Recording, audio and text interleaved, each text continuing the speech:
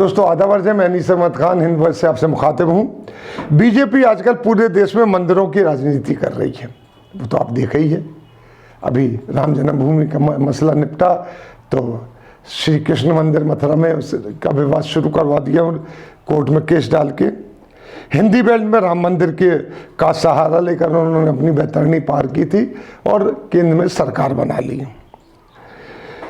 और गठबंधन सरकार बनाई। उसके बाद कई राज्यों में उन्होंने कब्जा भी कर लिया। अब जब राम मंदिर का मामला निपट गया, वहाँ भव्य मंदिर का निर्माण शुरू हो गया, तो हिंदू बेल्ट में उन्होंने मथुरा की कृष्ण जन्मभूमि का मसला छेड़ दिया।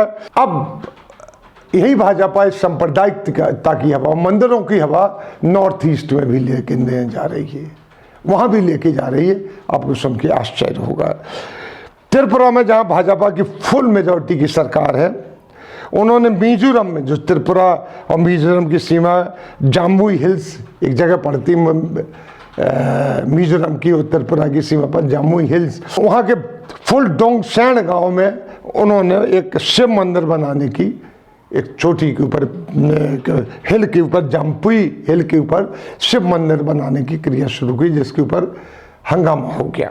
वहाँ पे आपस में दोनों त्रिपुरा के लोग और जो मिजोरम के लोगों में बाकायदा दंगे की स्थिति पैदा हो गई, लाठियाँ चल गई। जामुई गांव जो कि मिजोरम में, जबकि त्रिपुरा सरकार का ये दावा कहता है कि वो त्रिपुरा में है। इस विवादित क्षेत्र में त्रिपुरा की एक संगठन ने अक्टूबर में एक शिव मंदिर का निर्माण शुरू कर दिया है। अब संगठन का नाम लेने जरूरी नहीं, आप समझ गए होंगे कौन संगठन होगा वो, जिससे शांति भंग हुई और 144 धारा वहां पर लगा दी गई है अभी तक के लिए। इस गांव की सीमा का विवाद अगस्त में शुरू हुआ था, जब उस समय पता चला जब कुछ लोग वहां के दोनों राज्यों के मतदाता सूची में थे और दोनों राज्यों से वो मिलने वाली सुविधाओं का उपभोग कर रहे थे। वो ज़्यादातर भाजपा को त्रिपुरा में आके वोट देते थे, लाभ दोनों तरफ से उठाते थे। मिजोरम में मंदिर का दावा करने वाला संगठन, जो कि कहीं ना कहीं संघ से जुड़ा हुआ है, उस संगठन का कहना है कि जो मिजोरम में जो राम आता है वो श्री राम का है। मिजो जगह का नाम है और राम श्री राम से है, तो लिहाजा यहाँ पे हिंदू मंदिर था और होना चाहिए, बनेगा। और वो उसको उठा के पुरानी संस्कृति से जोड़ देते हैं। जबकि अगर आप बाकी इतिहास तो नहीं बहुत लंबा है कि वहाँ पे आगे कौन लोग बसे, कहाँ से आके मिजोरम में लोग बसे, आके बौद्ध बसे, उसके पहले हजारों साल से वहाँ पे लोग बसते जा रहे हैं, वो किस धर्म के थे। जबकि मिजो भाषा में राम माने, राम है मिजो रम माने भूमि के होता है, मिजो जात का, कि मिजो भूमि, मिजो का जन्म स्थान, मिजो के जन्मभूमि, ये होता है उसका मतलब पूरा। जबकि यहाँ की आबादी 1,02,29,244 यानी पूरी यूपी से भी बहुत कम है, दिल्ली के आसपास है।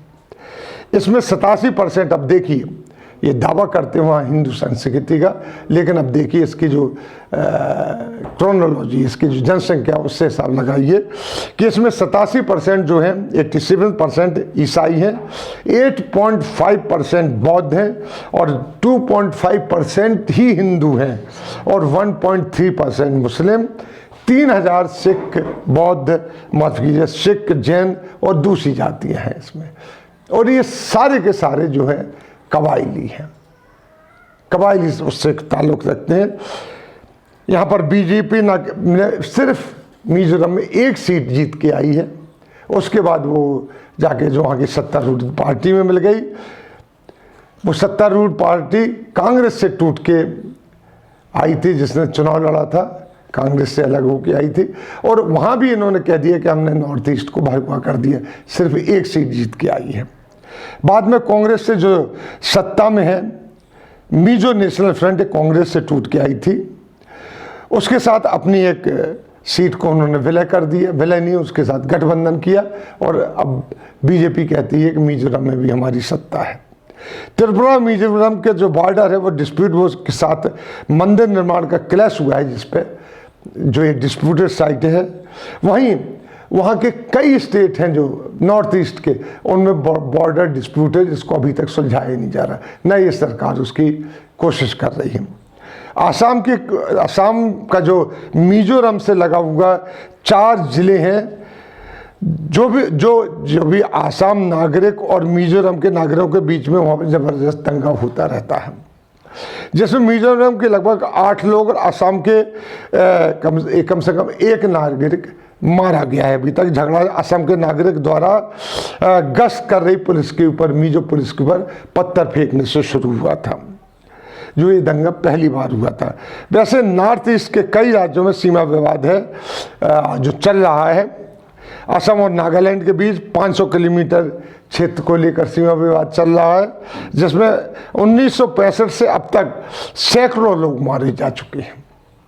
वहीं असम का अरुणाचल से 8 किलोमीटर का भूमि का सीमा विवाद चल रहा है, जिसका केस सुप्रीम कोर्ट में चल रहा है। असम का मेघालय से 884 किलोमीटर का सीमा विवाद चल रहा है, जिस पर ना तो पिछली सरकारों ने गौर किया है इन विवादों के ऊपर, ना ये भाजपा सरकार गौर कर रही है, क्योंकि इसकी पॉलिसी भी तकरीबन वही है, डिवाइड एंड रूल, झगड़ा होने दो हमारी सरकार बन जाती है। लेकिन इनकी एक पॉलिसी है कि एक जीतता है वो मिला देते हैं और कहते हैं हमने यहाँ पे भगवाकरण कर दिया है। 60 में से 12 सीट जीतते हैं तो नागालैंड का भगवाकरण कर दिया है। अगर नागालैंड का भगवाकरण कर दिया आपकी सरकार ने, तो फिर ये हंगामा क्योंकि वो अपना संविधान मांग रहे हैं, ग्रेटर नागालिंगम की बात कर रहे हैं और अपना झंडा मांग रहे हैं, यानी पूरी तरीके से अलगाववाद है।